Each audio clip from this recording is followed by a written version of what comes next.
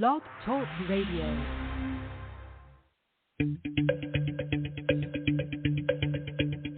From deep in Grow Country,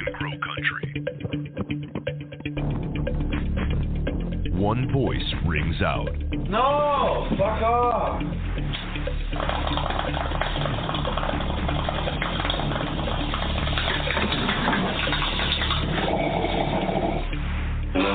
Standing up for your rights, not afraid to say what needs to be said. Quote from a Harvard Medical School doctor who said if marijuana was a new drug, it would be hailed as a wonder drug. Wonder drug. Keeping you up to speed on all your needs. 200% more powerful than the stuff that's grown outdoors. This ain't your grandfather's marijuana. This stuff will kill you because the plants have light 24 hours a day and grow 24 hours a day. It's like dope on steroids. Your friend indeed when it comes to weed. Why is marijuana against the law? It grows naturally upon our planet. Doesn't the idea of making nature against the law seem to you a bit paranoid? Broadcasting live from an undisclosed location, Johnny Kush. Hello, everybody. Hello. Hopefully, you can hear me tonight.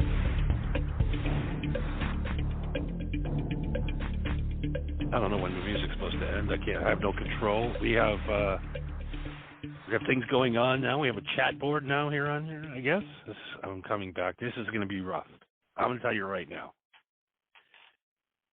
If you think you're coming on and getting the quality network broadcast that you had before, that you're used to, you're not going to get that tonight. This is going to be rough. I've been off for a while. I got a lot to say. I'm sitting in a goddamn jail cell. All right? In a jail cell for 320 days. So I got a lot to get off my chest. I would be broadcasting tonight from my studio, but the studio has been ransacked and everything in it has been taken. All the equipment, even the foam on the walls, they came in and took. They took the foam on the walls in the studio. They took it all. So there's no studio tonight. This is just me in my house on a folding chair because they came in while I was in jail and they took everything I had in my house, my furniture. They took the faucets off of the sinks. It's just me in an empty room talking to you tonight. I expected to come home. I expected the electricity to still be on. I expected my accountant to pay my bills while I was in jail, and he didn't pay one bill. Not one bill was paid while I was in jail. You know what happened? Is he took all my money that I gave him to pay the bills while I was in jail, through my lawyer, by the way, who charged me, I don't even know, millions of dollars. No, not that much. Let me get the bill here altogether. It was $63,000 that my attorney paid, and I also gave him an extra $20,000 to my accountant to pay all my bills to make sure when I got home that my house wouldn't be full of mold. And I'd have utilities on. I don't have any water. I don't have any electricity. It's just me with a goddamn cell phone on a folding chair. And I don't know where that sound came from. It's been a rough year. All right? It's been a rough year. I know that. We all know that. We've all had a bad time, right? Is the chat board working? Let's check. Hello, 1, 2.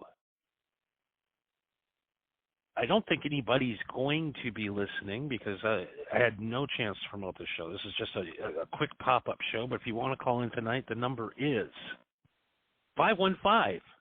That's the 515 area code. Is that Des Moines? I don't know why we have a Des Moines number. All right, 515-605-9354. 515-605-9354 if you want to get in on the action tonight. Like I said, it's going to be a very choppy episode. I'm way out of practice. It's going to take me probably at least 3 weeks to get my voice back and my rhythm and what we're doing here. It's going to take at least 3 weeks to recover everything that we've lost, momentum-wise, audience-wise, promotion-wise. We've lost our original Twitter, which had I don't even know. It was over 1 million followers. That one's gone, but the new one that we put up 3 years ago, that one's still up. We got 114 followers now, so we're really building this thing back up again. 25 million lifetime listens, and now we got to find all you guys again. I don't know where you are. I don't know where everybody's. I haven't had any social media exposure in a year. It really has been a weird situation getting out of jail and breathing fresh air again, and not and being able to go to Fat Burger today and get a burger and a large Coke.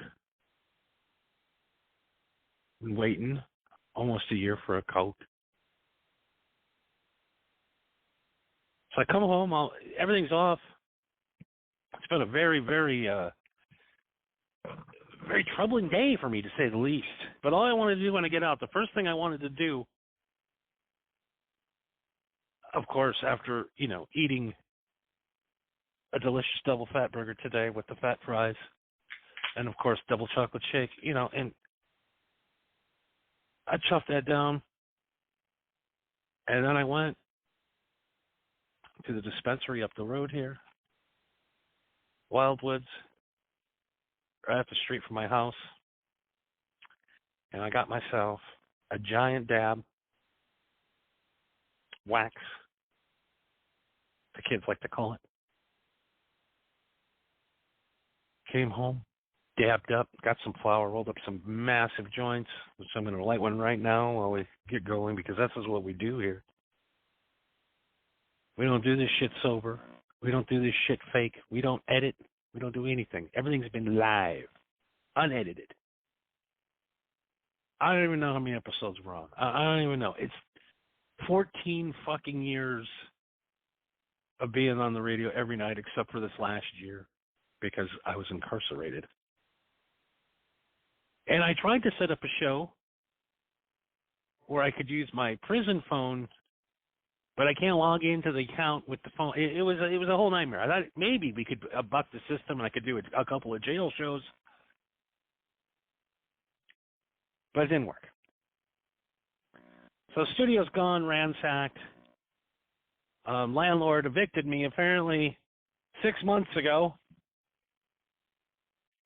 No one told me in jail. I thought everything was... I'm sitting in jail thinking everything's taken care of. I've paid my lawyer. I've paid my accountant. Everything's on the up and up. I'll come home. First place I'm going to is the studio to broadcast, man. I got my cheeseburger. I got my dab. Roll down the studio. Go to put the key in the lock. Can't get in.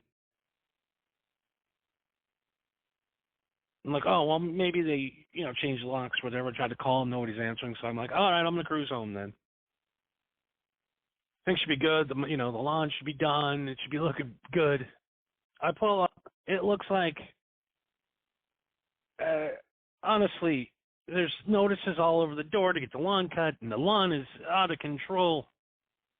The house just smells like mold. I don't know what happened. There's no water in the house. There's been nothing. It's just like no one's been in the house for a year except for the people that came and stole everything. The last people in here, apparently. Windows are broken. There's bird shit inside the house. There's got to be snakes everywhere. So I got to get out. I'm done. I'm done with Los Angeles. I'm done dealing with the police around here.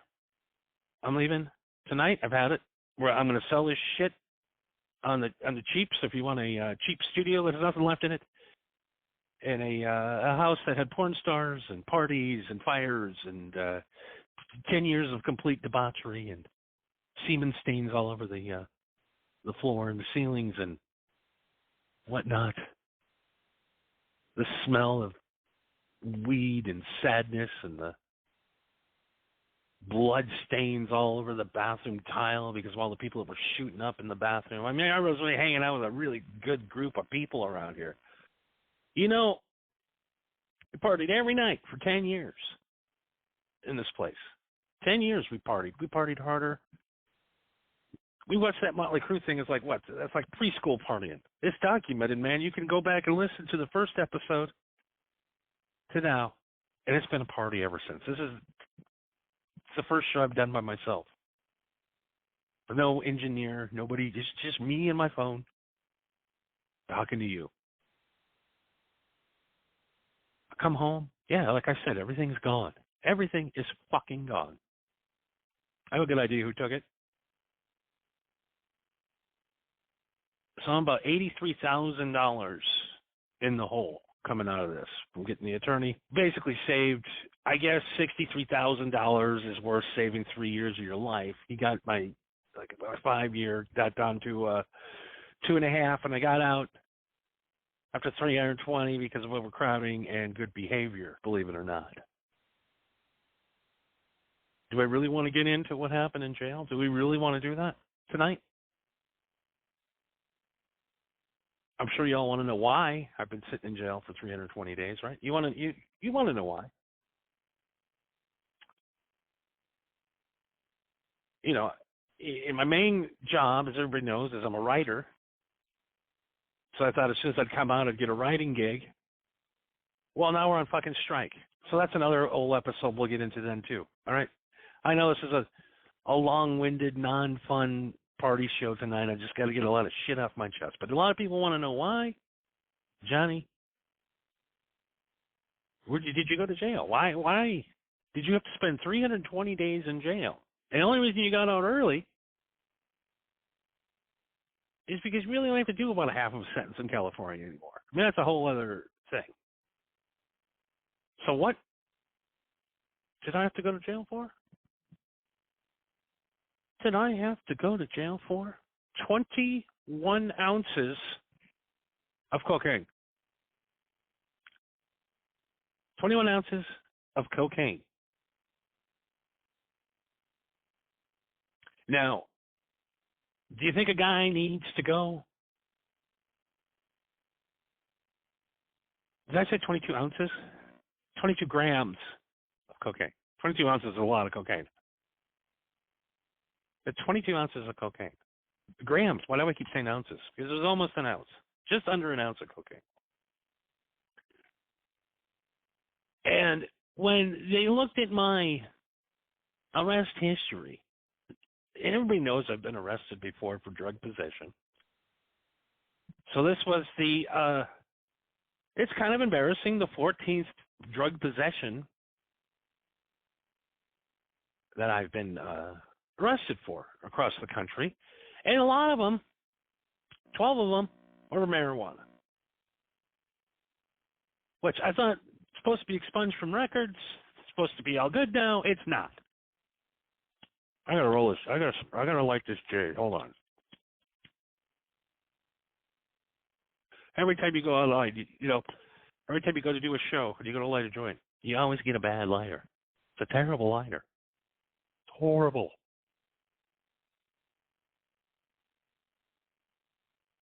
So how did the police find that much cocaine? Just enough to make it a felony? How much? Over a gram? When somebody sets you up, they see what the legal limit is for basically misdemeanor to felony, and they'll add just a little more, just so you get the felony on. Like, the cop will actually have his thumb on the scale when he's measuring it, and when it comes back and they measure it again, it's not that much, but it's 11 ounces, but 11 grams, but we lost 10 grams of cocaine somewhere between the time I was arrested and to the trial. It wasn't even a trial. I just had to plead guilty. I had no other option. They found the cocaine in my car. There was nothing else I could do. Now, I can scream up and down like every other low-life piece of shit on the planet that gets caught with drugs. They're not my drugs. I could do that. I could do that because it's true. They were not my drugs. Anybody who knows me knows I cannot buy that much cocaine because I will be dead. Don't ever leave. Everybody knows it's a rule that I'm not allowed to have more than 1 gram of cocaine. I would never have that much cocaine on me because I would be dead. Because once I start doing cocaine, it doesn't stop. You can't stop until you're out of cocaine. So you don't buy a lot of cocaine, and you start, and you run out of cocaine, you go to bed. Now, if you have an 8-ball by yourself, you're not going to bed. You're not going to work tomorrow. You're not. You're not going to put on high-quality radio broadcasts like I do every night, for free, by the way. Knew this stripper. Everybody knows. Her name was Lauren. Everyone knows Lauren that listened to the show before. They know the on and off relationship. So we had a big breakup. I mean, it was horrendous. Okay, it was horrible. It was one of the worst breakups that you could ever have. People were stabbed. People that was me. And it was the worst relationship. You just imagine going to hell.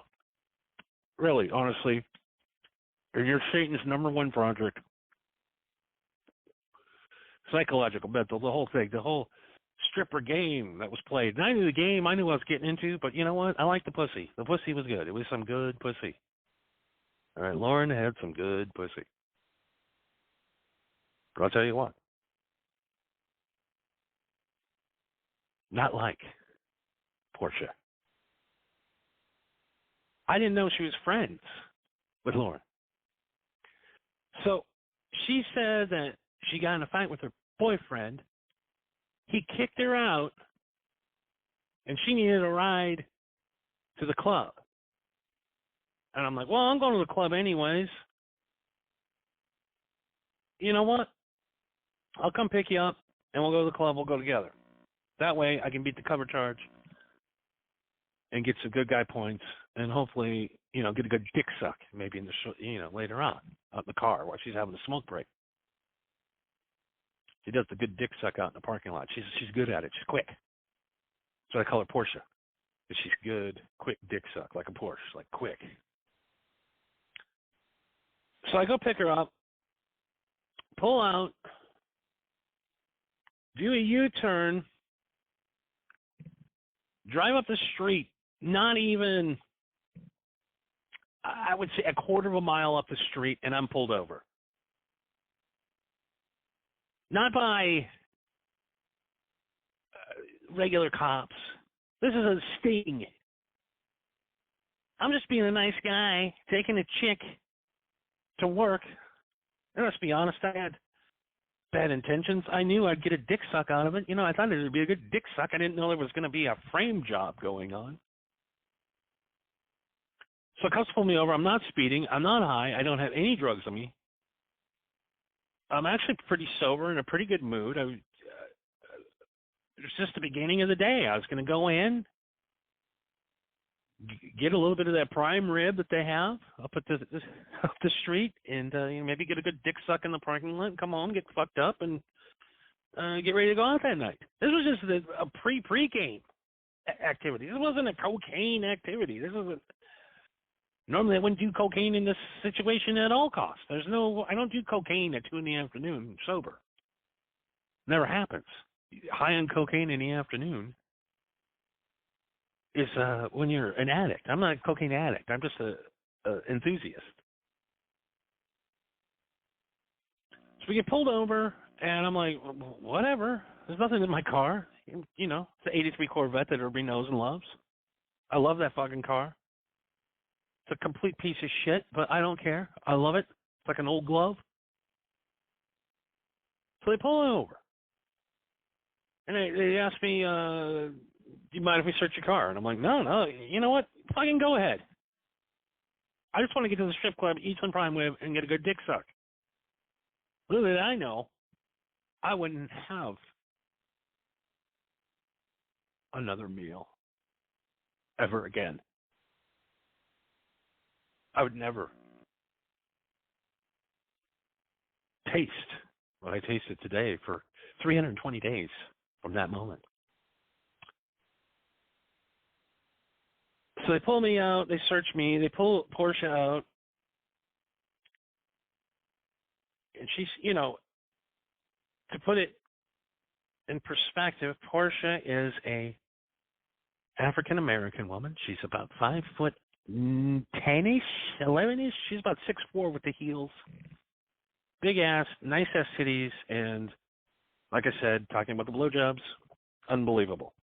Portia, quick blowjobs, quick comers. We're all quick comers when it comes to that, right? They pull her out, they search her, didn't find nothing, and then they go into the car, and they look. And I swear to God, I think while we were getting pulled over, I thought she was grabbing her purse, but I wasn't really paying attention to her. I was more looking, I was staring in the rearview mirror, wondering why there's 4 state troopers behind me and why they're coming up to my window with a gun drawn. Like, it's my call. I've done nothing wrong. There's nothing wrong going on. Underneath the passenger seat, they find the cocaine.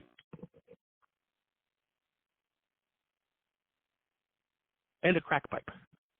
And they ask me, is this yours? And I'm like, no, it's not mine.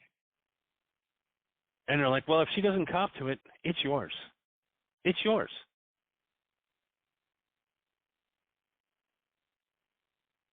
I know for a fact that they set me up on purpose. They called the cops, say that we were moving coke. She got in the car. She put the coke underneath the seat. And if you know the Corvette, there's that little pouch underneath when you're sitting there, like that little flap. She stuck it right behind the flap right there, but where the back support is. It's right there. How I did not see her do that to this day. I wish I would have been one of those fucking paranoid guys that had a fucking camera in his car. But I don't like being on camera because I'm not very attractive. No, I'm kidding. I mean, hit the chat boards really quick. There's nothing going on. Cool. Nothing going on the phone lines. And I didn't expect it. Trust me. I did not expect anybody to call, and that's cool. So Portia had planted the cocaine in my Corvette. And I swear to God, it just sounds made up. By the way, do you know what happens when you get arrested for cocaine possession and they won't let you out on bond? Because you fled other states? I still had to answer to charges in Iowa and Nebraska from the time we drove that RV through there and got caught with the weed. To pay a fine. That was fine. I have money. I just don't have anything right now. I still have money. I'm not worried about the money part. So anyways, Portia planted the cocaine on me. I'm arrested 320 days later. Everything's gone. And I'm leaving Los Angeles tonight. I'm done. I can't handle it anymore. Lauren has won. I hope taking all my stuff, because she's the one that took it all, because she's the one that had all the stuff that we tracked down from my studio that sold on eBay is to her account. And she's not the brightest criminal on board. She literally set me up saying that I'm running cocaine to the strippers.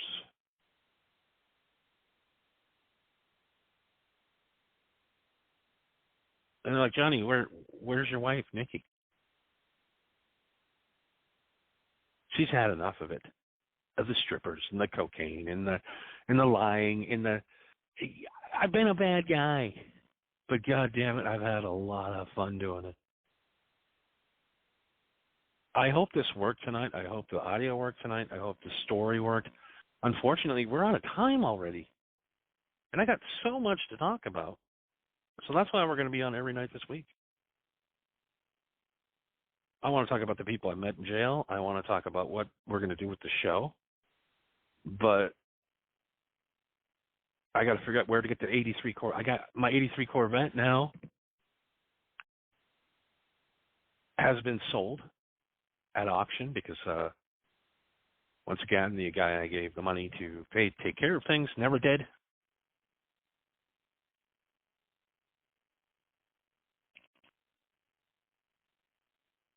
So I'm just going to go down. I'm going to rent a car tonight. There's nothing here. It's all, I mean, literally, there's nothing for me to move. There's nothing for me. There's no mementos. There's nothing for me. It's an empty house with a folding chair I sit in right now. I'm going to rent a car. I'm going to go to Las Vegas. And thank God there's legal weed in Las Vegas, so I can get as high as I want. And I'm going to get as fucked up. And I haven't had any sex in 320 days. Maybe I did, but we'll talk about that in a different episode. That's one that I'm not ready to talk about that yet, but we're going to get into it really soon about the jail sex and what happens there and how to make a pocket pussy out of a Pringles can. Anyways, all that kind of stuff and more will be coming up here in the next few days. So I'm going to try to come on every night at the same time, 10 p.m. Pacific, which would be 11 Mountain, 12 Central, and 1 a.m. out on the East Coast for all of you people and around the world. For those of you that have come back after I've been gone and seem to disappear and get the 90 seconds plead here, so we're going to get ready to get out of here. Thank you for finding me tonight. We have a lot to work on. I know tonight's episode was choppy, and we'll keep it going. And hopefully in about 3 weeks I'll get my voice back, and we'll get our groove back, and we'll get our show back, and we'll continue going from where we left off. 14 years we've been doing this, and we're going to do 14 more.